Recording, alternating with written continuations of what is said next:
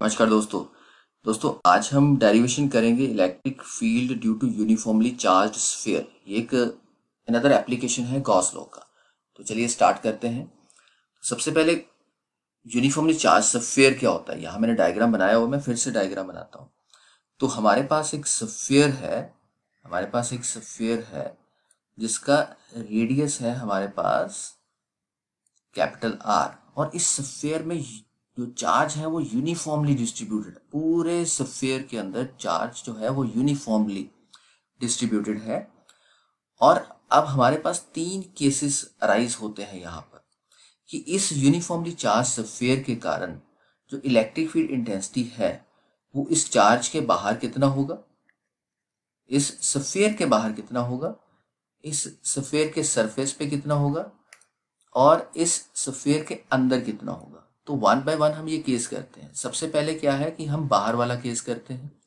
जैसे आप इस डायग्राम में देख रहे हैं कि हमने बाहर एक पॉइंट ले लिया P, और क्योंकि ये पॉइंट P एक डिस्टेंस R पे है, ये पॉइंट P एक डिस्टेंस R पे है हमारे पास, और अगर हम ये कहते हैं कि ये जो डिस्टेंस R है ये यूनिफॉर्म है, ये हमारे पास यूनिफॉर्म डिस्टेंस R है, मीन्स कि अगर मैं यहाँ पे पॉइंट P ले लूँ, चाहे मैं यहाँ पर पॉइंट P ले लूँ, चाहे मैं यहाँ पर पॉइंट P ले लूँ, चाहे इधर पॉइंट P ले लीजिए, तो क्या होगा, हमारे पास जो इफेक्ट है इस चार्ज का वो क्या है, सेम ही रहेगा।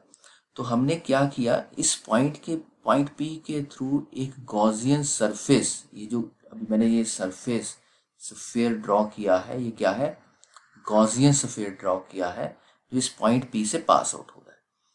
अभी यहाँ पर हमने एक छोटा सा एरिया एलिमेंट ले लिया ds, और मैं ऑलरेडी डिस्कस कर चुका हूँ इस एरिया एलिमेंट का डायरेक्शन क्या है, वो है हमारा आउटवर्ड। ds एरिया एलिमेंट का डायरेक्शन क्या है, आउटवर्ड। अब क्योंकि चार्ज प्लस क्यू है, प्लस क्यू के कारण जो इलेक्ट्रिक फील्ड होगा उसका डायरेक्शन भी क्या होगा, outward, away from the positive charge. तो इस थोड़े से एरिया, स्मॉल एरिया एलिमेंट के कारण स्मॉल अमाउंट ऑफ फ्लक्स क्या होगा, इलेक्ट्रिक फ्लक्स ई dot D S. Dot product है तो ई D S cos theta, angle क्या है दोनों में, ई और डी एस में सेम डायरेक्शन है, तो एंगल क्या होगा, 0 डिग्री। सो ई डी एस कॉस 0 क्या बन गया, ई डी एस। तो टोटल फ्लक्स क्या होगा, अगर थोड़े से एरिया एलिमेंट से हमारे पास फ्लक्स है ई डी एस, तो टोटल फ्लक्स क्या है हमारे पास, इसका इंटीग्रल के टोटल फ्लक्स निकालने के लिए integral of E dot D S हमने कर दिया, और क्या कर दिया, ई बाहर आ गया, इंटीग्रल ऑफ डी एस। अब इंटीग्रल ऑफ डी एस क्या है, एरिया ऑफ स्फीयर क्या होता है, this is 4 pi are square, integral of d s is 4 pi are square. तो फ्लक्स क्या हो गया हमारे पास, ई 4 पाई आर स्क्वायर। अभी गॉस लॉ क्या कहता है, हमें गॉस लॉ कहता है कि flux is charge by epsilon naught. Equation number 2 है हमारे पास। अगर हम इक्वेशन 1 और 2 को कंपेयर करें तो क्या आएगा हमारे पास, E 4 pi are square Q by epsilon naught, और इलेक्ट्रिक फील्ड क्या होगा, Q divided by 4 pi epsilon naught R square. Okay, equation number 3, ये क्या है, electric field intensity at an external point, okay, जब स्मॉल आर कैपिटल आर से ज्यादा है। ये रिजल्ट आपने पहले भी करा हुआ है। ये जो पहला एप्लीकेशन था Gauss law due two point charge, उसका रिजल्ट भी ये आया था, जिसको हम कूलम्स लॉ का डेरिवेशन बोलते हैं गॉस लॉ से। अभी आता है सेकंड केस। सेकंड केस क्या है कि भाई ये जो पॉइंट P है, जो अंदर वाला सरफेस था वहीं पर ही पड़ा हुआ है, ठीक है, बाहर नहीं है, सरफेस के ऊपर ही है। दैट इज जो रेडियस r है वो स्मॉल r के इक्वल है। तो जो पिछला रिजल्ट था हम स्मॉल r कैपिटल R से रिप्लेस कर देंगे, तो रिजल्ट आ जाएगा 1/4 q by r square, equation 4। Third हमारा केस बहुत इंपॉर्टेंट केस है कि अब जो पॉइंट है स्मॉल r, जो स्मॉल r है वो कैपिटल R, जो ये रेडियस है, अब पॉइंट अंदर है, इस स्फीयर के अंदर है। कैसे है कि हमने, ये हमारा स्फीयर था जिसका रेडियस क्या है हमारे पास, कैपिटल आर है पॉइंट ओ से, बट हम कहते हैं कि यहाँ पर चार्ज क्यों है, हम कहते हैं कि नहीं, हमने इलेक्ट्रिक फील्ड निकालना है यहाँ नहीं, हमने इलेक्ट्रिक फील्ड निकालना है पॉइंट ओ से इस पॉइंट पी पर, और अभी ये अंदर है, इस बड़े स्फीयर के अंदर एक छोटा स्फीयर है, तो हमने उसके कारण उस पॉइंट पी पर small R less than R पर इलेक्ट्रिक फील्ड निकालना है। तो सबसे पहले हम फ्लक्स निकालेंगे। फ्लक्स क्या है, E dot D S, dot product करेंगे, E D S cos 0 degree, E D S हो गया। अभी डी एस क्या है, 4 पाई आर स्क्वायर, जो अभी हमने डिस्कस किया, स्मॉल आर स्क्वायर, क्योंकि अंदर वाले पॉइंट की बात हो रही है। तो इक्वेशन नंबर 5 हो गया हमारे पास, flux equals to E 4 pi are square. और जब हम अंदर की बात कर रहे हैं, स्फीयर की बात कर रहे हैं, ठीक है, अब ये स्फीयर क्या है, सॉलिड स्फीयर, ठीक है। अब उसके अंदर की बात हो रही है, आपके हाथ में एक बॉल है, मान लो लेदर बॉल है आपके हाथ में, तो वो क्या है, सॉलिड है। तो उस केस में कॉन्सेप्ट आता है वॉल्यूम चार्ज डेंसिटी का। जब हम अंदर की बात करते हैं तो total charge by total volume. Total charge कितना है हमारे पास, क्यू, वॉल्यूम कितना है, 4/3 pi R cube, volume of a sphere, capital R, equation 6। यहाँ पर स्मॉल आर कहाँ लगना है, कैपिटल आर कहाँ लगना है, ये याद रखिएगा। बट जो हमने ये वाला जो गॉसियन स्फीयर ड्रॉ किया है अंदर वाले पॉइंट से, वो वॉल्यूम कितना है, वो वॉल्यूम है हमारे पास 4/3 pi small R cube, equation number 7। अब total charge contained by the Gaussian sphere, जो अंदर वाला स्फीयर है ये वाला, वो मान लीजिए वो, क्योंकि पूरे स्फीयर में तो चार्ज कितना था, क्यू था। अब अंदर वाले स्फीयर में चार्ज कितना है, मान लीजिए Q1 है, वो कितना हो गया, जितना उसका वॉल्यूम चार्ज डेंसिटी है वो टोटली होगा multiply by the volume, multiply by the volume. तो हम इक्वेशन 6 को पुट करेंगे, इक्वेशन 7 को पुट करेंगे, वॉल्यूम की जगह इक्वेशन 7 हो गया और रो की जगह इक्वेशन 6 हो गया।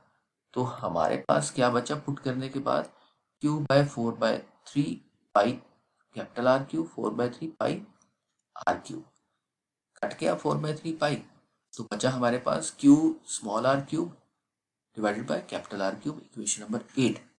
अब गॉस लॉ का स्टेटमेंट क्या कहता है कि फ्लक्स इक्वल्स टू, क्योंकि हम गॉसियन सरफेस अंदर बना रहे हैं, हम अंदर वाले चार्ज की बात करेंगे, तो Q1/ε0। अभी क्या हो गया हमारे पास, फ्लक्स कितना है, फ्लक्स कितना है, ठीक है, फ्लक्स है हमारे पास, इक्वेशन नंबर 5 देखें क्या है हमारे पास, इक्वेशन नंबर 5 था हमारे पास, दिस वन इक्वेशन नंबर 5। तो अगर आप इक्वेशन 5 एंड इक्वेशन 9 को कंपैरिजन कर लें तो क्या बचा, E4 pi are square Q1/ε0, equation number 10 आ गया हमारे पास। अभी E4 pi are square 1/ε0 Q R cube by capital R cube, ये कहाँ से बचा हमारे पास, Q1 क्या है, equation number 8, Q small R cube by capital R cube. आप यहाँ पर ये वाला रिजल्ट इक्वेशन 8 आपने इक्वेशन 10 में पुट करना है, ओके। तो यहाँ पर जब हमने इक्वेशन 8 को इक्वेशन 10 में पुट किया तो ये रिजल्ट पुट किया हमने, स्मॉल ये जो आर स्क्वायर है आर क्यूब कैंसिल आउट, एक आर बच जाएगा, EQ/4/ε0 आर क्यूब।